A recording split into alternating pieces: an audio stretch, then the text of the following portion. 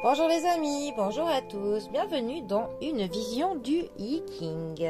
Nous sommes samedi et le samedi c'est le jour du Yiking.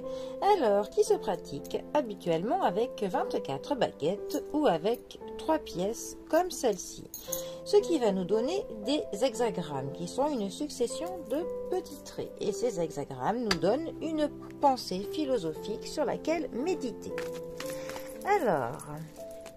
j'espère que vous passez un bon week-end. Déjà, vous allez pouvoir profiter du beau temps.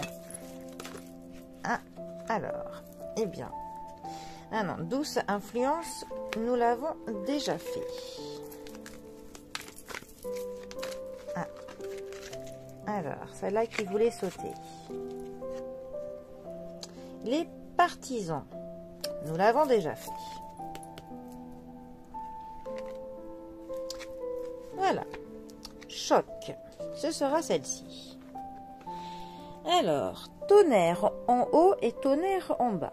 Effectivement, pour le choc, cela correspond bien. Alors, je vous laisse déjà admirer cette jolie aquarelle avec cet éclair, pour le coup, qui semble se projeter sur des ruines. Après, je pense que chacun y voit un petit peu ce qu'il veut. Alors, que va nous raconter l'hexagramme du choc? Tonnerre en haut, tonnerre en bas. Le tonnerre se fait entendre sans prévenir. D'abord vient la peur, puis une vision aiguisée. Repensez à un moment où vous avez frôlé de près le danger. Cela peut être une branche tombée, un accident de voiture évité de peu, un affrontement violent duquel vous avez pris la fuite, etc. De tels incidents réveillent tous les nerfs de votre corps, peut-être dans une brève vague de panique, mais très vite, une fois le danger passé, la réaction initiale fait place à une conscience accrue. Le même processus se produit avec d'autres types de chocs. La perte d'un emploi, le décès d'un proche, la faillite d'une entreprise, etc. L'impact durable d'un choc majeur peut être stimulant ou débilitant. Je ne sais pas ce que veut dire le mot débilitant.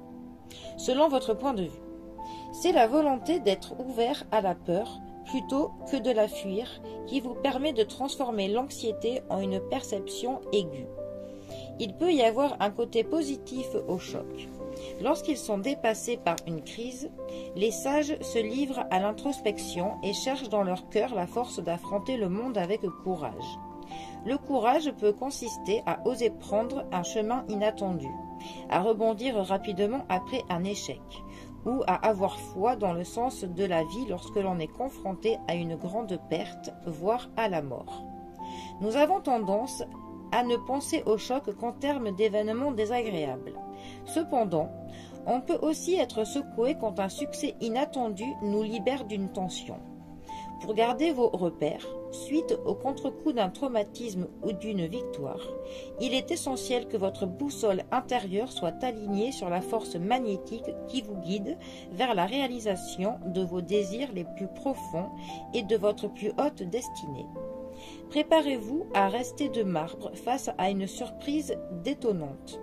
Méditez un peu pour vous recentrer.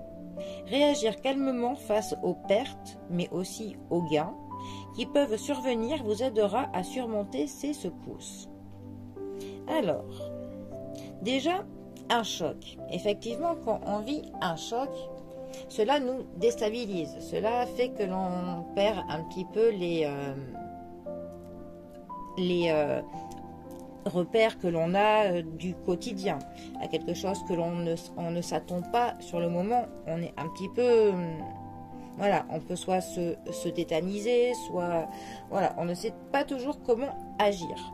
Donc, c'est vrai que parfois, quand on a peur, c'est plutôt tout ce qui est... on va se préparer à fuir, se préparer à se battre. Là, après, je pense que c'est vraiment nos instincts primaires qui vont parler. Après, c'est aussi vrai que le choc peut être autant positif que négatif. Il n'y a pas que forcément des chocs traumatisants. On peut avoir le choc, et ben, je vous avouerai que moi, si je gagnais à la loterie 1 million, je pense que j'aurai un choc. Mais là, ce serait un choc positif.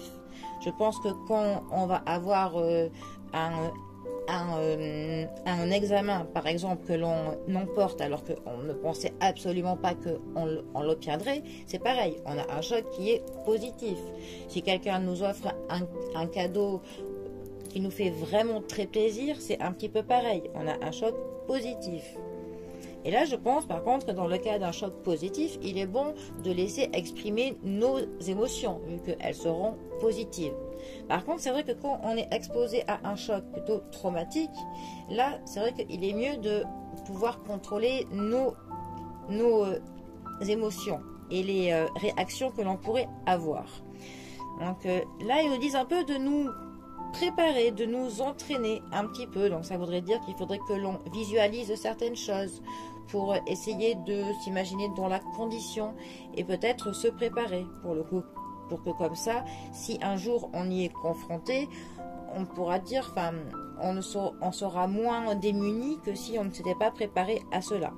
Après, ça nous parle du contre-coup. C'est vrai qu'après un choc, une fois que l'on a un petit peu digéré, ou qu'on a assimilé ce qui s'est passé, on va avoir plusieurs sortes de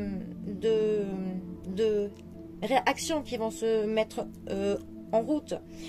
Soit il y en a qui vont être tellement traumatisés qu'ils vont peut-être ne plus vouloir en parler. Il y a même des cas de l'amnésie même qui se fait. Voilà, ça peut vraiment nous créer des traumatismes après qui vont durer psychologiques et même corporels sur du long terme. Mais on peut aussi essayer d'en tirer des leçons de vie pour essayer d'en tirer une force par la suite. Mais bon, après cela demande quand même un travail psychologique assez important. Mais je pense qu'il est important pour le coup, après un choc comme ça, de se réaligner intérieurement. Voilà, essayer de reprendre nos marques assez vite et voilà, et pour le coup vraiment essayer d'en tirer le mieux possible, tout simplement. Bon, pour mieux rebondir, comme on dit.